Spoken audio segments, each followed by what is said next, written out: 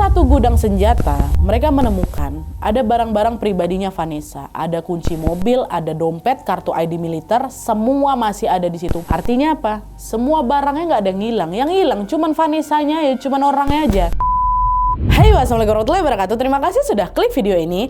Di malam ini aku datang kembali membawakan satu lagi kisah kriminal, Wak. Sebuah kisah yang mengungkap kegelapan dunia militer di Amerika Serikat di tahun 2020 lalu, Wak. Kisah ini tuh bermula ketika seorang prajurit wanita di pangkalan militer terbesar di sana dinyatakan hilang secara misterius selama berhari-hari. Nah, pencarian demi pencarian pun sudah dilakukan sama mereka, tapi tidak ada satupun petunjuk yang berarti. Tapi siapa sangka di balik pencarian panjang itu justru terungkap berbagai rahasia kotor di balik institusi militer yang ada di sana. Menariknya, Wak, berawal dari kasus ini pula muncul kampanye besar yang mengawali reformasi hukum militer Amerika. Sampai-sampai juga selebritis papan atas ikut berkampanye di sini. Ini merupakan sebuah perubahan sekali di peraturan perundang-undangan yang ada di Amerika juga, Wak. Dan siapa sebenarnya prajurit wanita yang hilang ini dan kok bisa kasus yang menjadi sorotan besar bahkan sampai mengubah sistem militer di sana. Jadi tanpa berlama-lama kita langsung masuk aja ke ceritanya. Check it out.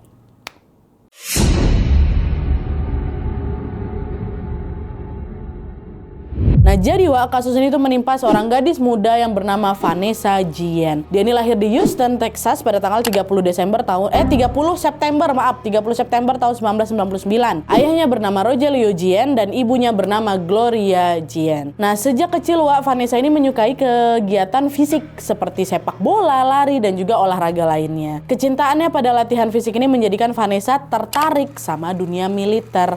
Karena menurutnya militer itu adalah tempat yang menantang di mana dia ini bisa melatih lagi kemampuan fisiknya sekaligus juga mengabdi kepada negara. Nah, dari situ Vanessa bilanglah ke mama bapaknya, "Ma, Pa, aku pengen lah jadi tentara, aku pengen melindungi negara," kata dia. Nah, ngedengar itu Rogelio dan juga Gloria langsung mendukung cita-cita anaknya, Wak, dan juga langsung mengizinkan Vanessa ini untuk ikut dalam pelatihan militer Angkatan Darat Amerika Serikat pada bulan Juni tahun 2018 pada saat usianya Vanessa masih 18 tahun. Nah, dalam program ini Vanessa mengikuti basic combat training, Wak, yaitu pelatihan intensif untuk membentuk fisik, mental, dan juga sikap disiplin calon prajurit selama 10 minggu di Fort Jackson. Nah, setelah selesai, dia lanjut lagi mengikuti pelatihan lanjutan di Fort Lee, Virginia selama 14 minggu. Di sana Vanessa mempelajari basic perakitan, perbaikan, dan juga perawatan senjata ringan. Nah, selama masa pelatihan, Vanessa ini betul-betul ngerasa passionnya itu memang ada di militer, Wak. Jadi meskipun pelatihannya itu berat dan juga menguras tenaga, apalagi untuk seorang perempuan,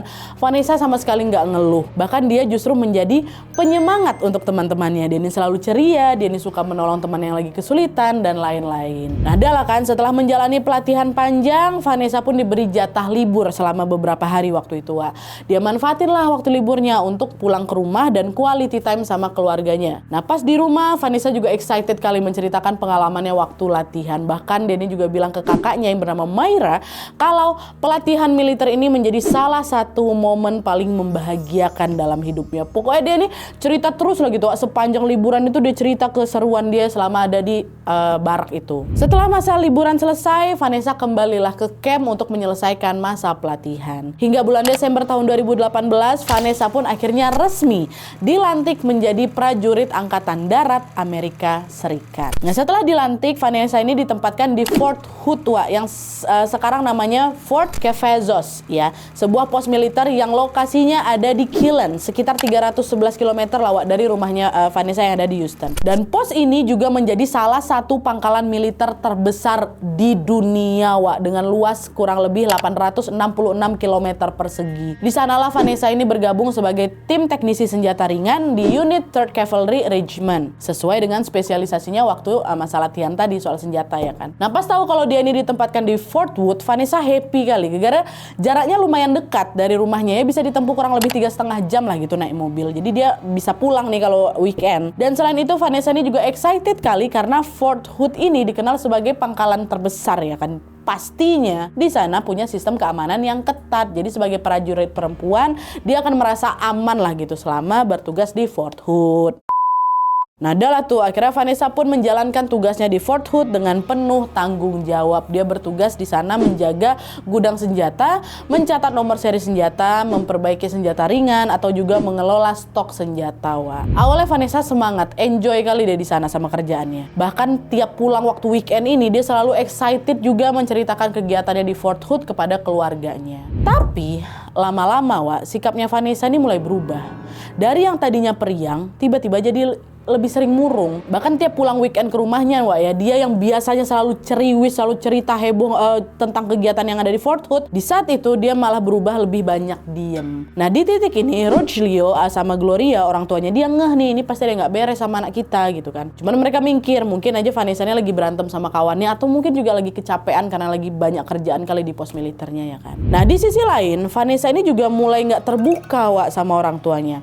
Pernah sekali dia cerita sama mamanya soal beberapa pengalaman buruk yang dia alami selama dia bertugas di Fort Hood. Tapi abis itu dia nggak berani cerita lagi. Dia bahkan juga minta mamanya untuk udah mama rahasiainnya soal ini gitu loh. Nah, dengar itu ya udah, mereka nggak nanya-nanya lebih lanjut lagi, Wak. Mereka masih menghargai privasi dari si Vanessa ini. Tapi meskipun begitu, Rogelio dan juga Gloria tetap ngawasin Vanessa anaknya. Mereka jadi lebih sering nelpon Vanessa untuk sekedar nanyain kabar aja, dan Vanessa juga tetap menjawab walaupun cuma sekedarnya aja. Dan hal itu terus berlangsung selama hampir 2 tahun, Wak. 2 tahun Vanessa kayak gitu. Jadi berubah gitu tuh loh. Hingga pada tanggal 22 April 2020, waktu umurnya Vanessa 20 tahun, untuk pertama kalinya Vanessa mengabaikan telepon dari keluarganya. Udah ditelepon berkali-kali waktu jam istirahatnya, Vanessa tetap nggak angkat, di chat juga nggak balas. Dicek media sosialnya nggak ada aktivitas atau updatean apapun dari anaknya. Di situ mereka langsung khawatir, Wak, karena nggak biasanya Vanessa kayak gitu. Nah, karena ini Mayra, kakaknya pun memutuskan untuk nelpon langsung ke pihak militer Fort Hood untuk nanya mana nih adik aku, kok dia nggak telepon aku gitu kan. Begitu telepon ke sana, Mayra dapat kabar kalau sebelum jam 1 siang tadi, Vanessa masih kerja seperti biasa. Dia lagi ngecek nomor seri senjata di gudang senjata bersama rekan kerjanya namanya Aaron Robinson. Nah, kata Aaron, selama kerja di bareng itu, waktu itu tuh, mereka nggak saling ngobrol. Nggak saling ngobrol ya. Bahkan setelah selesai kerja pun Vanessa keluar duluan ke arah parkiran mobil. Dan waktu jalan ke arah parkiran ini ada juga 3 prajurit tentara yang sempat nengok si Vanessa jalan itu. Cuma setelah itu mereka udah nggak tahu nih Vanessa kemana, Wak. Dan pas dicek kamarnya, Vanessa juga nggak ada di kamar. Nah, dengar kabar itu pihak keluarga makin khawatir lagi. Gara-gara kan Vanessa ini bukan tipikal orang yang suka ngilang gitu aja, Wak. Kalaupun dia mau bepergian, dia pasti pamit dulu sama bapaknya. Atau minimal yang ngabarin kawannya lah gitu. Tapi kali ini dia betul-betul ngilang tanpa kabar, Wak. Nah, di tengah rasa khawatir itu, pihak militer bilang ke si Mayra, udah Bu, ibu tenang aja. Nanti Vanessa juga balik sendiri. Ini biasa kok terjadi di sini. Banyak prajurit yang suka iseng keluar, cari 2 hari, tapi habis itu dia balik lagi kok ke barak. Cuman di sini Mayra nggak percaya, Wak. Dia terus menuntut pihak Fort Hood untuk mencari Vanessa. Enggak, Pak. Nggak bisa kayak gitu. Vanessa tuh nggak mungkin keluar gitu aja.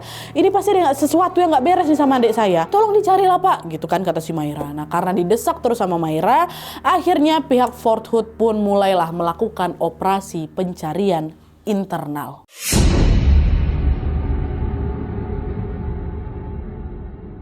Nah, operasi pencarian internalnya Vanessa ini dimulai di tanggal 23 April tahun 2020, Wak, dengan mengerahkan beberapa personel Criminal Investigation Division atau CID. Nah, mereka udah telusuri tuh setiap sudut pangkalan militer ya kan, tapi tetap nggak nemu satupun tanda-tanda keberadaannya Vanessa. Mereka juga sempat mewawancari beberapa saksi mata yang terakhir kali melihat Vanessa di tanggal 22 April 2020, yaitu ada si Robinson dan juga 3 prajurit yang dekat gudang senjata yang nengok si Vanessa jalan parkiran tuh loh. Tapi mereka semua nggak ada yang tahu, Wak, kemana pergi si Vanessa.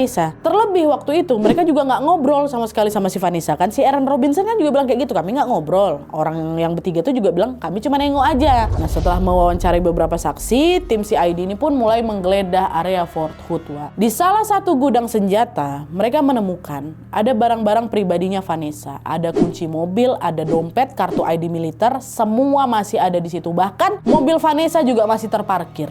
Artinya apa? Semua barangnya nggak ada yang hilang. Yang hilang cuman Vanessa-nya, ya cuman orangnya aja. Pencarian pun terus dilakukan seharian penuh, tapi hasilnya nihil juga, Wak. Nggak ada jejak sama sekali dari si Vanessa ini. Nah, sementara itu keluarganya si Vanessa ini terus menunggu kabar terbaru, tapi hasilnya juga nihil. Mungkin udah geram kakaknya nih kan, nggak ada update sama sekali. Mayra pun memutuskan datang langsung ke Fort Hood. Waktu udah nyampe di sana di tanggal 24 April 2020, dia nanya gimana update adik saya, udah ketemu apa belum gitu. Bukannya dibantu, Wak, Mayra malah diusir. Gegara alasan kamu udah ganggu jam istirahat komandan, katanya kayak gitu. Nah, ngerasa ada yang janggal di sini, jam 8 paginya dia balik lagi ke sana, dia nuntut lagi pencarian dilakukan secara terbuka, kata gitu. Tapi pihak Fort Hood, Wak, justru bilang kalau kemungkinan Vanessa nih kabur, Bu, gitu. Nggak percaya Mayra di sini. Dia yakin Vanessa nggak bakal kabur kayak gitu aja. Di sini Mayra udah ngerasa kalau pihak militer ini seperti sedang berusaha lepas tangan, Wak, dari kasus ini. Akhirnya Mayra dan juga keluarganya pun memutuskan untuk mencari Vanessa dengan cara mereka sendiri. Mereka bikin pamflet, Wak, yang berisi foto sama deskripsinya Vanessa juga, lalu memasangnya di berbagai tempat. Dan selain itu Mayra juga menggelar kampanye di sekitar Fort Hood untuk meminta masyarakat di sana membantu memviralkan kasus ini ke media. Dan betul, Wak, efektif cara ini.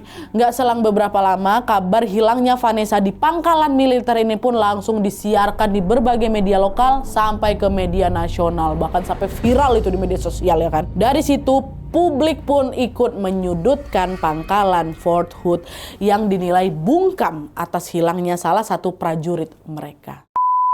Setelah kasus ini viral, keluarga Vanessa pun makin banyak lagi dapat dukungan dari warga sekitar, ya kan. Waktu itu banyak orang yang ikut protes di luar gerbangnya Fort Hood itu, Wak, bersama Mayra yang mimpin.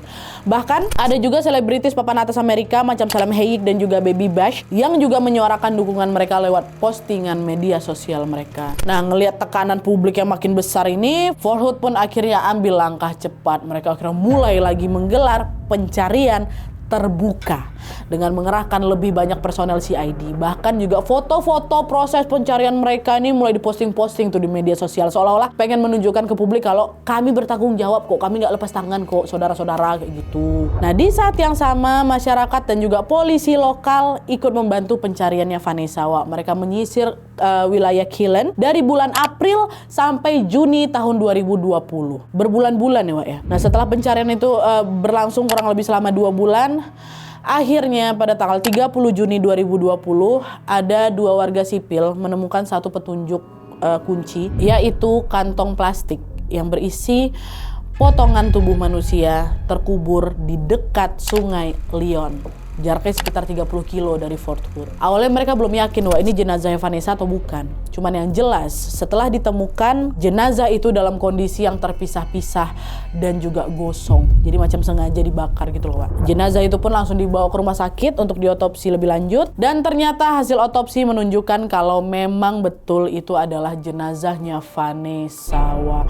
Shock lah keluarganya Vanessa di situ kan. Mereka sama sekali nggak nyangka kalau anggota keluarga yang sangat mereka cintai ini, yang selama ini mereka cari, justru sudah meninggal dalam kondisi yang tidak wajar. Terlebih lagi, Vanessa ini meninggal di saat dia sedang bertugas di institusi yang selama ini dia impikan. Apa nggak hancur kali perasaan keluarga Vanessa tuh kan, Wak? Tapi meskipun hati mereka hancur, keluarga Vanessa nggak mau tinggal diam. Tentunya mereka makin bertekad lagi untuk membongkar apa sebenarnya sudah terjadi di balik kematiannya Vanessa. Dan di titik inilah ibunya Gloria akhirnya memberanikan diri untuk buka suara ke media, Wak. Dia membagikan satu rahasia besar yang selama ini dipendam rapat-rapat. Sang ibu cerita kalau ternyata jauh sebelum Vanessa dinyatakan hilang, Vanessa pernah curhat kalau dia atau Vanessa mengalami pelecehan seksual oleh oknum prajurit di Fort Hood. Sayangnya di sini Vanessa nggak sebut siapa pelakunya, Wak. Bahkan ke keluarganya pun dia cuma bilang sepintas kayak gitu aja. Aku dilecehin kayak gitulah mungkin ya kan. Dia nggak berani ngelapor ke atasannya karena dia takut diancam, dia takut disudutkan. Jadi maka dia memilih diam, dia memendam semuanya sendiri. Nah, keluarga yang awalnya bingung dengan perubahan sikapnya Vanessa yang jadi pendiam 2 tahun tuh, yang jadi tertutup itu, baru sadar di sini kalau ternyata Vanessa sedang menyimpan trauma besar. Terus kenapa nggak dilaporin dari awal lah dia waktu si Vanessa nge-spill dikit itu?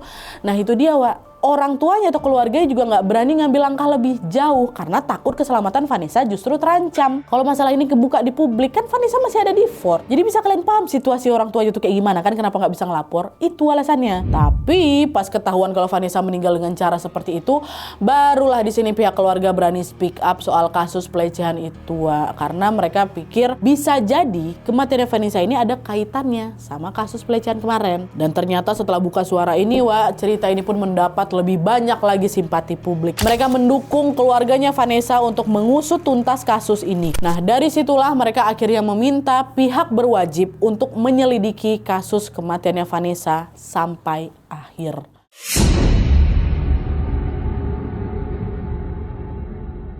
Nah, setelah penemuan jenazah Vanessa ini, CID pun melakukan penyelidikan lebih intens lagi. Dan kali ini dibantu sama pihak kepolisian lokal dan juga FBI. Mereka menginterogasi lagi orang-orang yang sempat ngelihat Vanessa sebelum dinyatakan menghilang. Orang-orang yang tadi tuh si Robinson, 3 orang tadi dan selanjutnya. Nah, interogasi itu dilakukan di tanggal 30 Juni tahun 2020. Dan yang pertama mereka interogasi adalah 3 prajurit yang ngaku sempat melihat Vanessa berjalan ke area parkiran, Tapi waktu ditanya lebih detail lagi, mulai dari jam berapa kok nengoknya, pakaian apa yang dipakai sama Vanessa, ekspresi wajahnya Vanessa kayak gimana, jawaban mereka ngambang semua, Nggak ada satupun yang bisa ngasih keterangan jelas gitu loh. Padahal detail semacam itu kan penting kali nih kan untuk menguatkan kesaksian gitu. Bukan sekedar katanya lihat, bukan. Ngomong katanya lihat tapi nggak bisa ngejelasin apa-apa, kan nggak bisa. Nah, akhirnya di sini ketiga prajurit ini pun ngaku kalau sebenarnya kami nggak betul-betul kenal sama Vanessa sih, Pak. Karena kami beda divisi dan nggak pernah juga berinteraksi. Kan prajurit di sana rame kali kan. Kami memang lihat ada prajurit perempuan keluar dari gudang senjata menuju ke area parkir. Terus waktu kami dapat kabar kalau ada prajurit wanita hilang, kami pikir si cewek inilah yang Vanessa. Jadi kami nggak yakin juga Pak itu Vanessa apa bukan gitu. Nah, jadi dari sini kesaksiannya mereka pun diragukan lah gitu. Dah, keluar kau dari ruang interogasi. Nggak guna kau katanya mungkin. Nggak, sorry. Terus dipanggil lah lagi saksi yang lain. Dan orang selanjutnya yang diinterogasi adalah beberapa rekan kerja dan juga atasan satu divisi yang Vanessa, Tapi dari hasil interogasi itu juga terbukti kalau nggak ada satupun dari mereka yang sempat berpapasan atau berinteraksi langsung dengan Vanessa sebelum Vanessa menghilang. Tim penyidik pun mencari lagi lah ini saksi yang lain. Dan yang tersisa adalah Aaron Robinson atau si Robinson. Orang yang kerja bareng Vanessa di tanggal 22 April itu di gudang kan. Sekaligus juga orang terakhir yang ditemui sama Vanessa. Tim penyidik pun mulai menginterogasi Robinson, Mereka tanya, tanggal 22 April kemarin kamu di gudang senjata sama Vanessa kan? Oh iya Pak, kamu tahu Vanessa pergi kemana habis dari gudang senjata? Dia bilang sih mau ke parkiran mobil, Pak. Oke, abis itu dia balik lagi nggak ke gudang? Enggak, Pak. Abis itu dia pergi. Terus saya juga keluar. Saya ke rumah pacar saya. Dan waktu itu saya udah nggak ngeliat Vanessa lagi. Nah, dengar kesaksian itu, tim penyidik udah curiga di sini. Kenapa? Karena pertama, jawaban Robinson ini beda dari wawancara sebelumnya. Kalian nggak? Setelah dapat kabar Vanessa hilang, Robinson kan bilang kalau selama kerja sama dia di interogasi pertama, waktu lagi kerja sama Vanessa nggak ngobrol sama sekali, katanya kan. Nah, di interogasi kedua ini dia nyebutin kalau Vanessa ngasih tahu dia mau ke parkiran mobil. Tadi kok bilang kok nggak ngobrol? Tuh, itu yang pertama. Yang kedua, mobil Vanessa masih ditemukan di parkiran. Jadi kemungkinan besar Vanessa nggak pernah pergi ke sana. Oke. Terus ketiga, pas ngejawab pertanyaan ini, Robinson udah kelihatan gugup.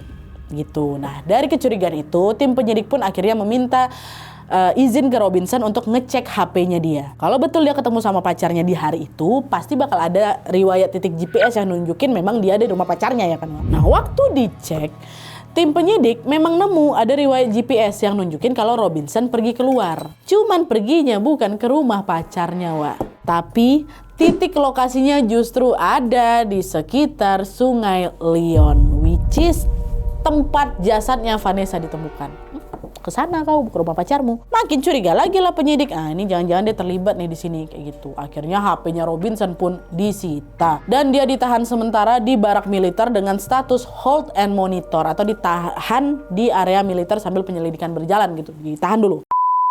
Nah, waktu Robinson ini ditahan, tim penyidik mulai mencari lagi bukti-bukti lainnya yang dianggap berhubungan dengan Robinson. Mereka cek sekali lagi lah itu kan HP-nya. Dan di sana ditemukan ada riwayat panggilan berkali-kali ke nomor seorang perempuan yang bernama Cecily Aguilar. Ya tapi riwayat itu memang dihapus Wak. Jadi tim penyidik tuh tahu kalau dia telepon si Cecil ini berkali-kali setelah riwayatnya dipulihkan. Nah setelah itu tim penyidik pun langsung lah memanggil si Cecil untuk ke kantor polisi di tanggal 1 Juli 2020 untuk ikutan diinterogasi juga. Awalnya Cecil ini kelihatan santai aja Wak. Dia menjawab pertanyaan tim penyidik dengan tenang. Tim penyidik nanya, kamu tahu nggak tanggal 22 April itu Robinson kemana? Habis pulang kerja katanya. Oh dia ke rumah saya Pak, kami memang udah janjian sih ketemuan. Oke, kalau memang dia ke rumah kamu, kenapa titik GPS-nya dia malah ada di Sungai Lion? Nah denger itu, Cecil mulai gelisah nih. Sungai Lion? GPS-nya lagi error itu mungkin Pak, dia ke rumah saya kok. Oke, kalau gitu boleh kami cek HP kamu, Dek? Oh boleh Pak, gitu dikasihlah HP-nya. Langsunglah tim penyidik ngecekkan riwayat GPS-nya si Cecil nih Wak. Dan di situ polisi melihat di HP-nya si Cecil ini ada riwayat lokasi Sungai Lion yang waktunya sama persis macam di HP-nya Robinson sekitar dini hari tanggal 23 April 2020. Beberapa jam setelah si Vanessa menghilang. Itu berarti mereka berdua, Cecil sama si Robinson ini berada di Sungai Lion di waktu yang sama. Di situ Cecily udah nggak bisa ngelak lagi Wak. Tim penyidik juga lalu menunjukkan foto-foto hasil penggalian jenazahnya Vanessa di sekitarnya Sungai Lion. Digertak langsung si Cecil. Kok terlibat sama kasus ini kan Cecil? Ya kan? Udah gemetar si Cecil Wak. Udah pecah ketenangan dia kan. Pak, saya cuma ngebantu Robinson aja Pak. Dia bilang dia udah ngilangin nyawanya Vanessa, tapi dia bingung harus kayak gimana. Jadi dia minta tolong ke saya buat ngebantuin dia ngilangin jejak Pak. Tapi bukan saya pelakunya, bukan. Pecah. Ngaku dia. Nah dari pengakuan Cecily ini, polisi pun akhirnya langsung menetapkan si Robinson sebagai tersangka utama dan juga menahan Cecily karena sudah dianggap membantu aksinya si Robinson. Tapi di saat polisi lagi nangkap si Cecily ini Wak, Robinson diam-diam udah melarikan diri dari pengawasan militer tadi. Malam itu di tanggal 1 Juni 2020 nih ya. Di hari ketika si Cecily interogasi, malamnya itu dia tancap gas menuju ke Killen, Texas. Begitu pihak berwenang sadar kalau si Robinson ini kabur, pengejaran pun langsung dilakukan besar-besaran. Wah, suasana jadi tegang. Apalagi Robinson ini kan dikenal terlatih dan juga berbahaya kan. Sampai akhirnya sekitar jam 1 pagi di tanggal 2 Juli, udah masuk 2 Juli ya Wak ya, dia terkepung di sebuah area pemukiman. Dan di saat petugas mencoba mendekat, Robinson mengeluarkan pistol, ditodongkannya di kepalanya sendiri, dan dalam sekejap suara tembakan pun pecah di keheningan malam. Robinson langsung tumbang di tempat, tewas seketika, bunuh diri dia. Mati dia. Setelah kabar bunuh dirinya Robinson ini tersebar, kemarahan keluarganya Vanessa makin memuncak lagi Wak. Mereka merasa pihak militer dari awal memang udah gak pernah transparan dalam menangani kasus ini. Ditambah lagi, pelaku utama malah gagal diamankan kan Wak. Menurut mereka ini tuh bukti kalau sistem penanganan kriminal di lingkungan militer itu ceroboh kali. Ini jangan-jangan ada yang mereka tutup-tutupi nih. Kok bisa Robinson dibebasin lepas kayak gitu aja kabur? Ini pasti mereka udah terbiasa nutupin kasus gini. Terutama soal kasus pelecehan yang pernah anak saya alami atau Vanessa alami, di mana militer tidak menyediakan ruang aman bagi korban untuk melapor ya kan Wak. Publik juga ikutan geram, banyak yang menduga kalau hilangnya Vanessa ini pasti berkaitan sama pelecehan yang pernah dia alami. Mungkin saja Vanessa ini diserang karena dia ingin speak up. Mungkin, bisa jadi ya kan. Dugaan makin meluas lagi, bisa jadi nih kasus pelecehan di Fort Hood bukan cuma si Vanessa aja, tapi selama ini memang sudah ditutupi karena korban terlalu takut untuk bersuara. Nggak mungkin cuma si Vanessa aja. Dari situlah mulai muncul lagi kampanye digital di media sosial dengan hashtag I am Vanessa Guillen. Kampanye ini adalah bentuk solidaritas terhadap kasusnya Vanessa Wak, sekaligus juga sebuah tuntutan untuk mengubah sistem hukum di militer Fort Hood yang dianggap nggak becus dalam menangani kasus orang hilang maupun pelecehan. Jadi biar nggak ada lagi kasus-kasus Vanessa lainnya gitu loh Wak di kemudian hari. Nah akhirnya publik Amerika pun menuntut pihak berwajib untuk mengusut kasus Vanessa ini sampai tuntas tas-tas dan juga menyelidiki kejanggalan-kejanggalan yang terjadi di tubuhnya militer Fort Hood.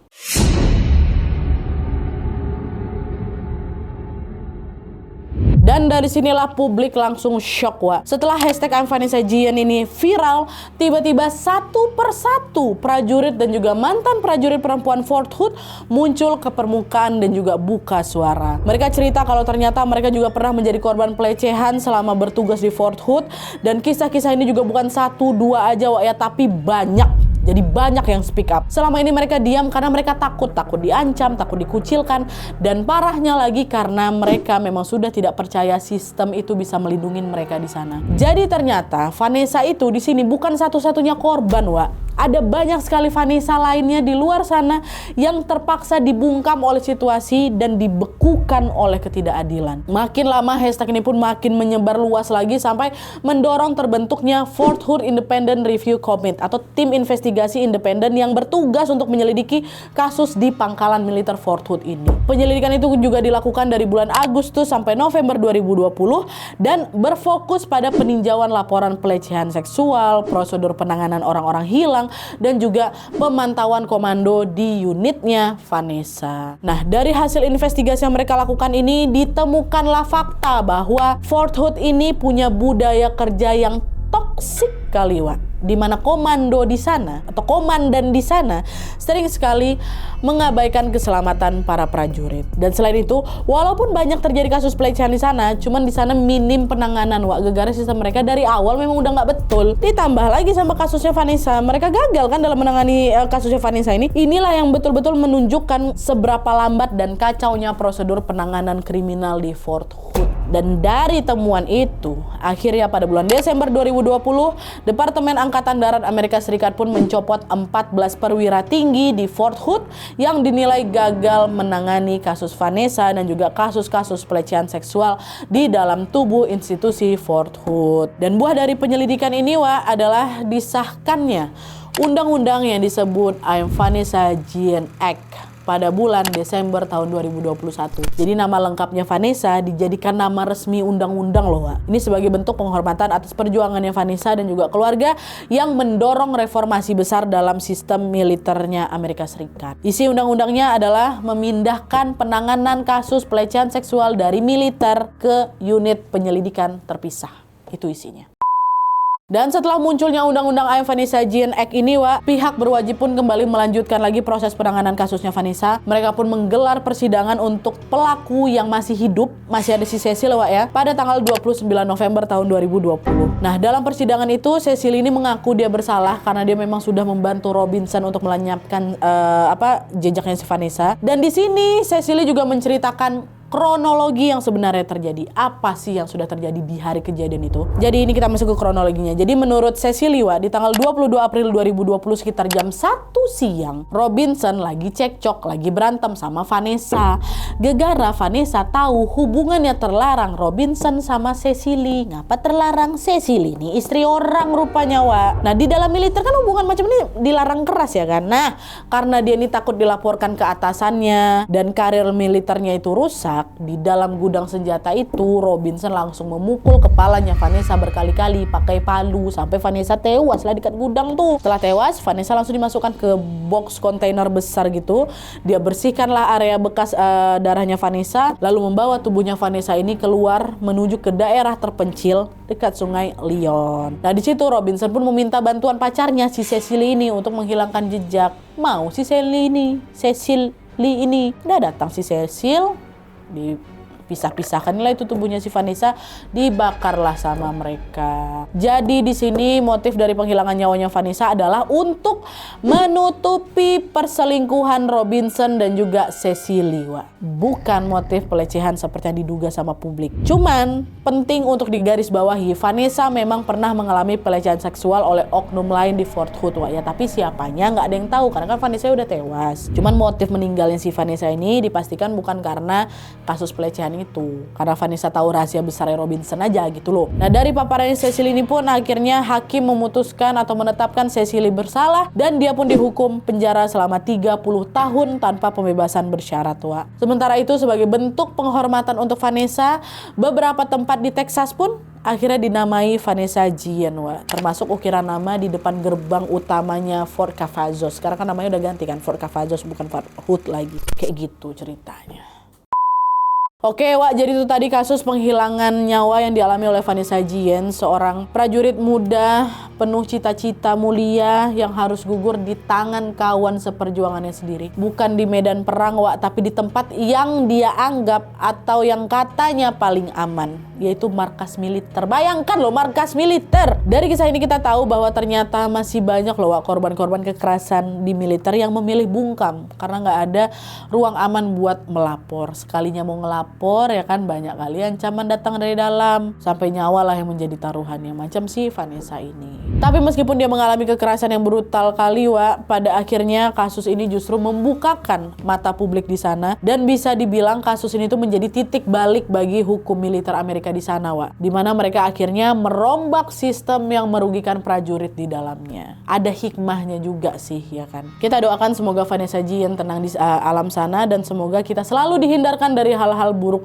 macam ini, Wak, ya. Amin ya robbal alamin. Oke, Wak, jadi sekian dulu videonya. Terima kasih banyak yang sudah menonton. Kalau kalian suka video ini, klik like-nya. Jangan lupa komen bawang tidak ada dan saran-saran untuk selanjutnya. Jangan lupa nyalain notifikasinya supaya kalian tahu kalau upload video baru. And as always, jangan lupa untuk klik tombol subscribe supaya kalian sama-sama tahu informasi menarik dan menegangkan dari channel aku. See you next video, Wak. Bye.